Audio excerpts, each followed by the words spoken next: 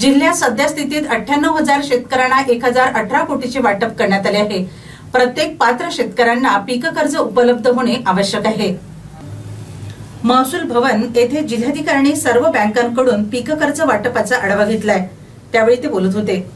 यावेळी जिल्हा अग्रणी प्रबंधक ज्ञानेश्वर टापरे, सहकारी संस्थेचे जिल्हा उपनिबंधक नानासाहेब चव्हाण, नाबार्डचे जिल्हा विकास अधिकारी अतुल इंगळे तसेच सर्व बँकांचे जिल्हास्तरीय समन्वयक उपस्थित होते। जिल्हाधिकाऱ्यांनी यावेळी बँकनिहाय पीक कर्ज वाटपाचा आढावा घेतला।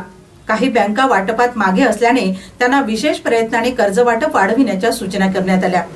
शाखा स्तरावर बँकांनी प्रयत्न करावे, एकही पात्र शेतकरी कर्जापासून वंचित राहू नये, कर्ज वाटपाबाबत शेतकऱ्यांच्या असलेल्या तक्रारींचे तातडीने निराकरण केले जावे, असे जिल्हाधिकाऱ्यांनी यावेळी सांगितले। शेतकरी किंवा विविध योजनांच्या लाभार्थ्यांच्या खात्यात अनुदानाची रक्कम जमा होते। ही रक्कम बँका परस्पर कपात करतात। ही रक्कम कपात न करता लाभार्थ्यांना परत देण्यात यावी, याबाबत शेतकरी लाभार्थ्यांच्या तक्रारी येता कामा नये, असेही जिल्हाधिकारी म्हणाले। बरेच शेतकरी आपल्याकडील थकीत कर्जाची रक्कम एकमुस्त भरून कर्ज खाते नील करतात। अशा शेतकऱ्यांना काही बँका नव्याने पीक कर्ज देण्यास टाळाटाळ करीत असल्याच्या तक्रारी येतात।